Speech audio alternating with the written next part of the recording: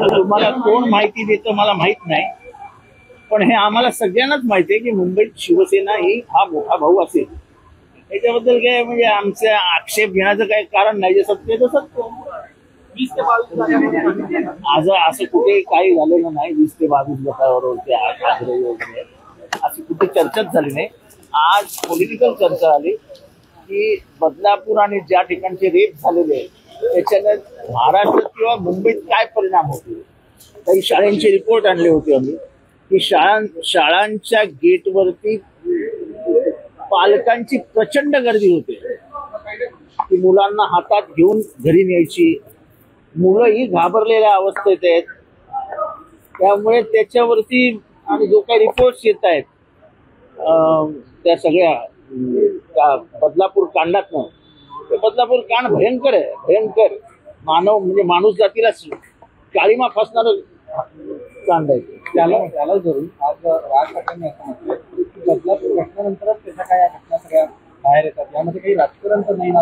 असं आहे की असं आहे साधारण ह्या घटनांबद्दल जास्ती पालक बोलत नाहीत. त्यांच्या इज्जतीचा सवाल असतो. हा मेंटल ट्रॉमा असतो, मेंटल स्ट्रेस असतो. माझ्या मुलीवर बलात्कार झाला असं आई वडील घालून सांगतील का? मी त्या आई वडिलांना सलाम करतो ज्यांनी बाहेर येऊन सांगितलं की पोलीस आमच्यावर दबाव आणतायत, पोलीस आम्हाला धमकावतायत.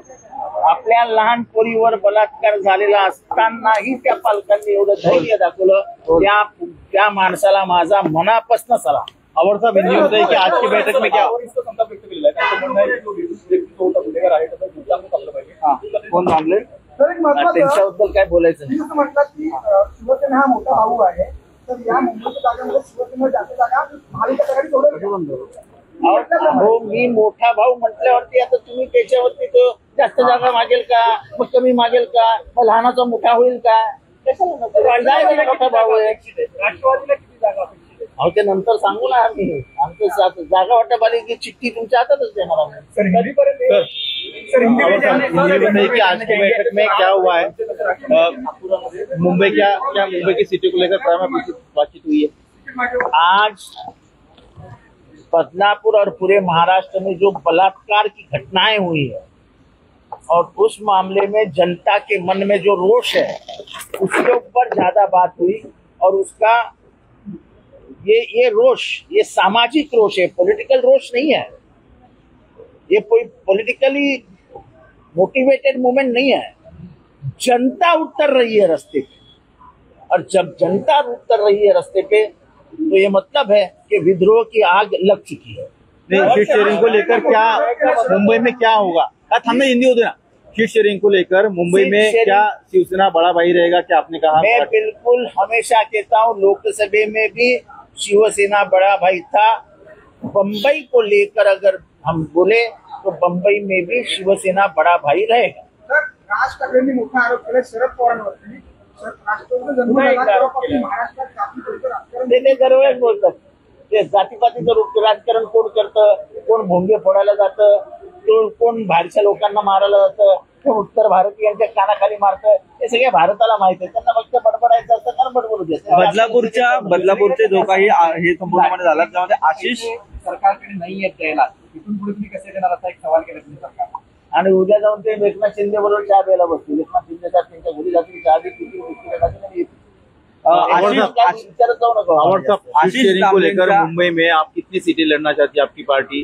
क्या कोई बेसिकली कोई जो लिस्ट टाइप होगी वो लिस्ट पहले आपको ही ला के दूंगा, मैं ही ला के दूंगा. चिंता काय कर रहे हो? आशिष दामलेंच्या पत्नीवरती गुन्हा दाखल झालेला आहे. ज्या ठिकाणी बदलापूरमधील घटनेवरती संपूर्णपणे विरोधकांवरती गुन्हा दाखल होत असताना आता सत्ताधाऱ्यांवरती देखील हे गुन्हा आहेत ते दाखल झाले आहेत. कसं बघता या प्रकरणामध्ये की त्या संपूर्णपणे या आंदोलनामध्ये सहभागी होत्या आणि या संदर्भात त्यांनी देखील घोषणाबाजी वगैरे केलेल्या आहेत. अहो मी तुम्हाला सांगतो, आशिष दामलेच्या बायकोनी काहीही चूक केलेली नाही. संपूर्ण बदलापूर शहरातली पालक बाहेर आले होते. किती जणांवर गुन्हा दाखल केला?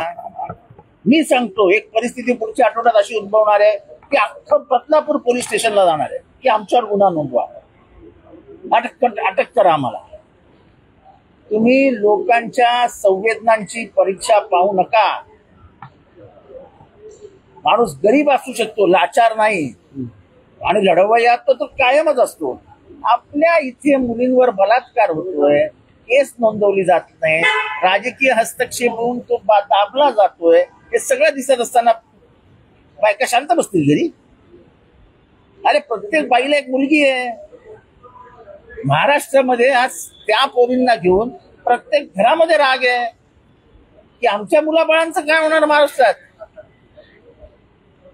म्हणजे आता हे तर सिद्ध झालं की चांगल्या चांगल्या घरातल्या पोरी त्या रस्त्यावर आल्या होत्या, बायका रस्त्यावर आल्या होत्या, म्हणजे बाहेरचं कोणीच नव्हतं. मग हे कुठलं राजकारण? सगळी बाहेरची लोक आली होती. कुठून आली होती? आतापर्यंत जेवढे पकडले गेले सगळे बदलापूर आणि कोळगावचे आहेत. कोण कल्याण मधला, कोण अंबरनाथ मधला, कोण ठाण्यामधला, कोण इथे नागपूर, दादर, परळ मधला होता.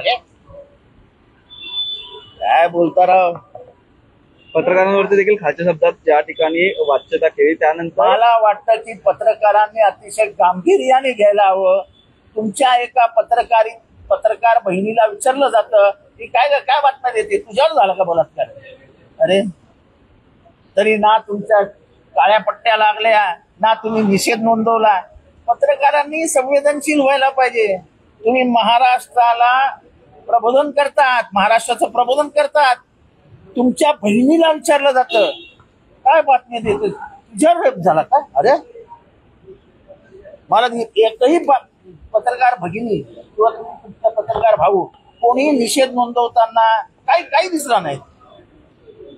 अरे कमीत कमी तुमच्या कुटुंबातली ती एक आहे, तिच्या बाजूने तर उभं राहायला पाहिजे होतं. तर बातम्यांच्या माध्यमातून नक्कीच आम्ही निषेध व्यक्त केलेला आहे, परंतु त्या ठिकाणी वामन मात्र बोलतात की जर त्या महिला पत्रकारांचे गुन्हा दाखल नाही झाला तर आम्ही पोलीस स्टेशनमध्ये माझी मुलं घुसतील आणि त्याच्यावरती घुसतील, पोलीस स्टेशन मध्ये पुढे घुसतील, हे पोलीस स्टेशन ताब्यात घेतील, ते स्वतःच केस घेतील. अरे काय बोलायला काय आहे की नाही? पोलीस स्टेशन मध्ये गुन्हे आमची पोरं घुसतील म्हणजे काय? हे पोलिसांची किंमतच राहिली नाही का? पोलीस स्टेशन मध्ये पोरं घुसतील. तर पोलिसांनी ऐकावं. आता पोलीस स्टेशन मध्ये घुसण्यापर्यंतची मंगरुरी आली. म्हणजे आतापर्यंत आम्ही बिहार, उत्तर प्रदेश मध्ये ऐकायचो की पोलीस स्टेशन मध्ये घुसले. आता महाराष्ट्रामध्ये उघडपणाने बोललं जात आहे पोलीस स्टेशन मध्ये घुसू. अरे पोलीस ठीक आहे, राजकीय दडपणाखाली आहेत, पण बांगड्या नाही घातल्या महाराष्ट्रातल्या पोलिसांनी. आयुष्याचा धडा शिकवतील.